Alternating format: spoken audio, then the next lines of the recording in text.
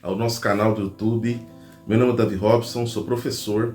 No vídeo de hoje eu quero responder uma questão, tratar de uma questão a respeito da normatização da prática do dízimo no Novo Testamento e também da prática do sustento de líderes eclesiásticos no Novo Testamento.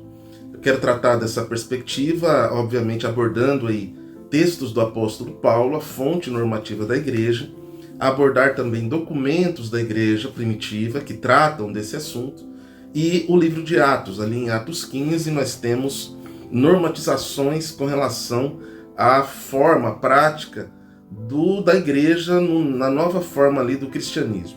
Então, inicialmente, nós sabemos que os cristãos sempre utilizaram as coletas.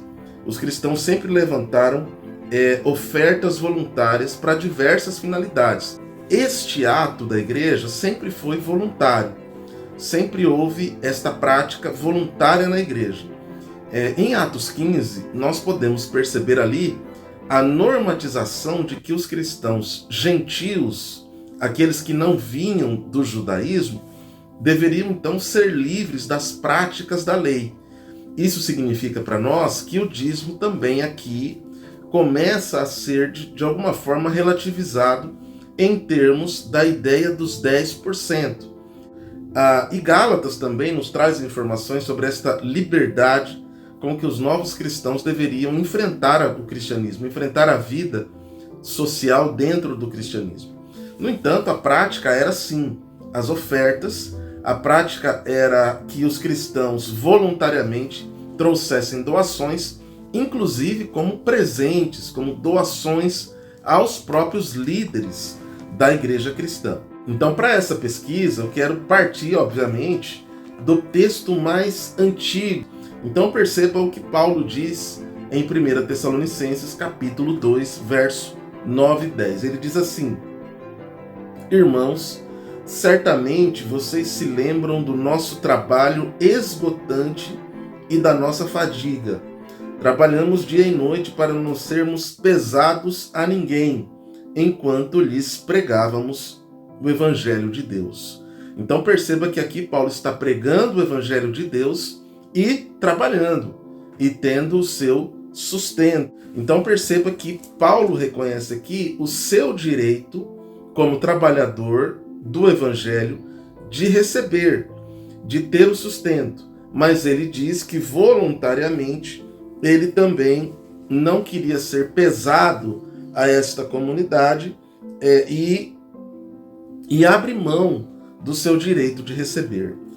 Agora veja comigo 1 Coríntios capítulo 9, onde Paulo fala claramente sobre os direitos dos apóstolos, ou os direitos de um apóstolo. Veja o verso 10. Não é certamente por nossa causa que ele o diz?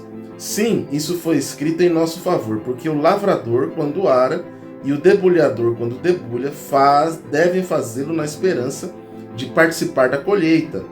Se entre vocês semeamos coisas espirituais, seria demais colhermos de vocês coisas materiais?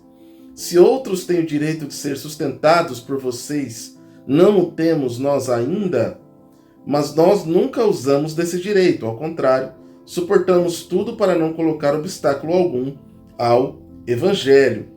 Logo após, Paulo vai dizer que é direito daquele que trabalha ser beneficiado do seu próprio trabalho. Isso está aqui nos versos 12, 13 e 14. Olha como o verso 14 é tão claro. Da mesma forma, o Senhor ordenou àqueles que pregam o Evangelho que vivam do Evangelho. Mas eu não tenho usado de nenhum desses direitos. Então perceba que Paulo, ainda que entendesse o direito que ele tinha de ser sustentado pelo Evangelho, pela pregação, pelo seu trabalho para o reino de Deus, ele abre mão. Agora vamos lá para Filipenses, capítulo 4. Filipenses, capítulo 4, eu quero ler os versos 15 e 16. Diz assim: Como vocês sabem, Filipenses, nos seus primeiros dias do Evangelho, quando partir da Macedônia, nenhuma igreja partilhou comigo no que se refere a dar e receber, exceto vocês. Pois estando eu em Tessalônica, vocês me mandaram ajuda, não apenas uma vez, mas duas, quando tive necessidade. Verso 17, não que eu esteja procurando ofertas, mas o que pode ser creditado na conta de vocês. Recebi tudo, e o que tenho é mais que suficiente. Estou amplamente suprido. E aí ele começa a falar sobre a gloriosa visão que ele tinha a respeito daquela igreja, porque aquela igreja havia partilhado das necessidades que ele tinha e havia o suprido, e ele de nada tinha tido falta. Então perceba na análise desses textos aqui que não havia a norma, o dízimo como uma norma na igreja primitiva. O que havia de fato era a prática do sustento desses que se dedicavam à pregação do evangelho.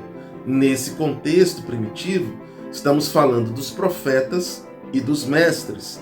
E temos também algo muito importante a dizer, é que há um documento primitivo anterior às próprias cartas, chamado Didaquê. O Didaquê traz normas com relação ao sustento dos obreiros. Então perceba que no Didaquê nós temos a ideia de que profetas e mestres, quando se instalavam numa igreja, eram dignos do seu sustento. Nós temos aquilo que chamamos obrigação da consciência. Havia no Didaquê e nos textos de Paulo algo que depende da consciência dos cristãos. Agora, alguém poderia perguntar, quando nasce a prática normativa do dízimo? Bem, não está na escritura do Novo Testamento, mas houve um momento em que a própria institucionalização da igreja fez com que fosse necessário o sustento daqueles que se dedicavam especificamente, totalmente ao trabalho da pregação do Evangelho.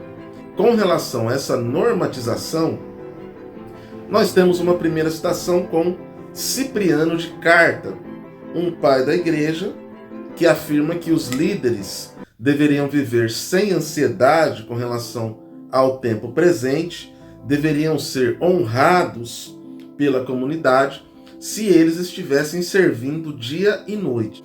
E a partir então do século V para o século VI é que começou-se então a relacionar os profetas, os mestres, os pastores, aqueles que se dedicavam integralmente à obra, com os sacerdotes do Antigo Testamento a partir do Deuteronômio, quando o texto então normatiza o dízimo e a oferta no Antigo Testamento. Entendemos que a normatização é algo tardio. A igreja da patrística, mesmo a igreja dos apóstolos, não teve esta prática dos 10% como norma da igreja.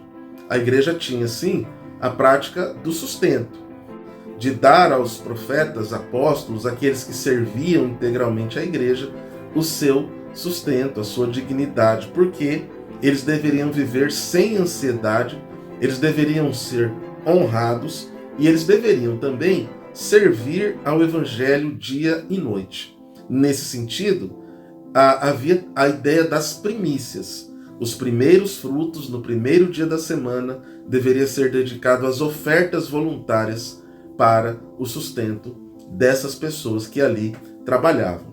Não havia um padrão normativo, uma norma com relação a dízimos. O que havia sim eram primícias, ofertas voluntárias e coletas para o sustento dos líderes e para a ajuda aos pobres que estavam presentes na comunidade. Essa prática de 10%, ela surge de forma tardia, até por os motivos que aqui coloquei para vocês, a perseguição, a expectativa do retorno iminente. No entanto, com o decorrer do tempo, a igreja entendeu sim a necessidade da normatização e, num segundo momento, e de forma tardia, retorna lá pelo século V a relação entre pastores, líderes e mestres com os sacerdotes do Antigo Testamento. Muito obrigado por assistir esse vídeo, compartilhe dos nossos materiais. Se você não é inscrito, se inscreva, foi um prazer estar com você. Até o nosso próximo vídeo, se Deus quiser.